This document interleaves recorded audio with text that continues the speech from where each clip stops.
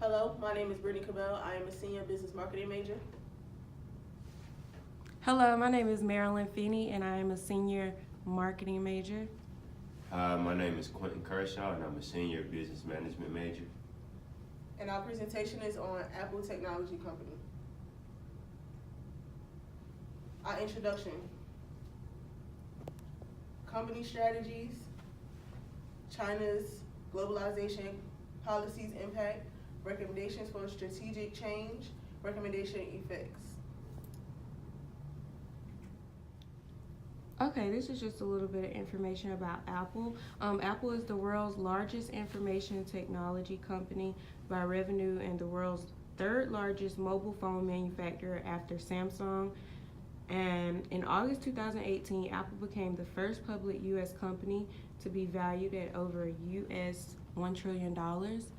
It is the home of tech products such as the Mac computer, iPhone, iPad, and iPod. It was founded on April 1st, 1976 by college dropouts Steve Jobs and Steve Wozniak. The corporate headquarters are in Cupertino, California, and in 1980 is when Apple went public with their products. Okay, here's the strategy that Apple had before their relationship with China. Basically, Apple was creating their products in US, in Steve Jobs' actual garage. So all the products that they used were US made, but not up until the iPhone is when Apple actually created a relationship with China. Before then, they did everything they could to have the smallest relationship with China. They limited the type of products that they produced, and they produced products that China would not be interested in.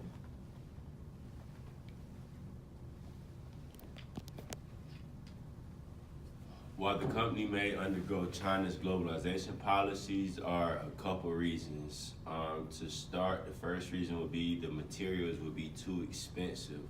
To be able to transport materials from America to China would just be too costly. So having China be a great place to find natural resources is another good reason why Apple chose China for their place to start producing their mass products such as the iPhones.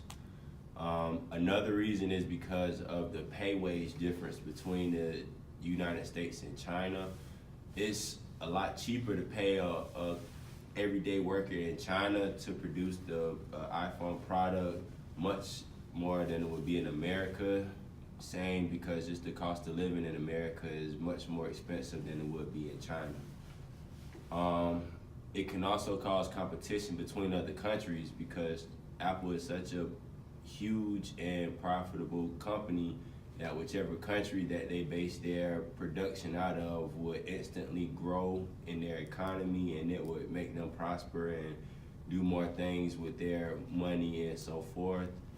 And like I said again, it's just more affordable to receive the materials from China because it's one place where you can get the materials and make the product all at the same time for a cheaper rate.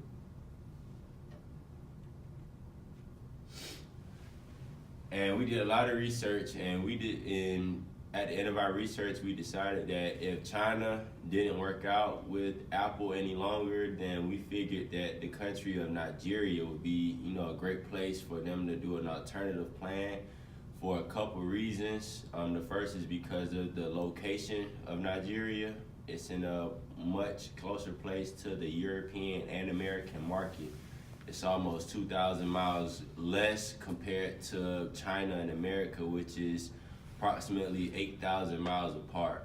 So having that distance closer would save Apple a lot of money, and it would save the customers money because that's less Apple will have to charge us for traveling and shipping fees of the product. And the pay wage there is still affordable enough for Apple to still get good workers, but not have to, like I said, recharge the customers for the product again because of the price of the production.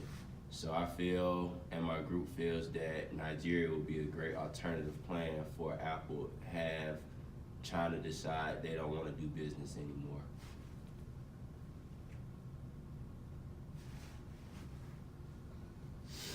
Change and strategy to improve the company, to create jobs, to help improve communities, opportunity to help development, could impact political relationships between the USA and Nigeria.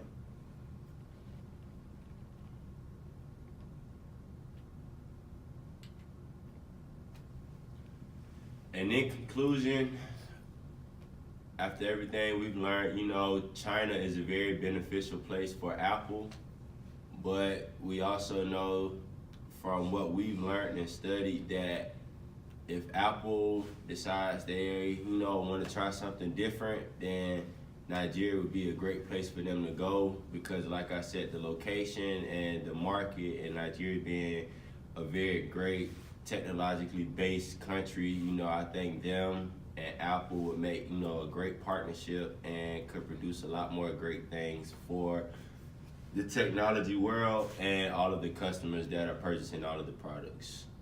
So that's the end of our project.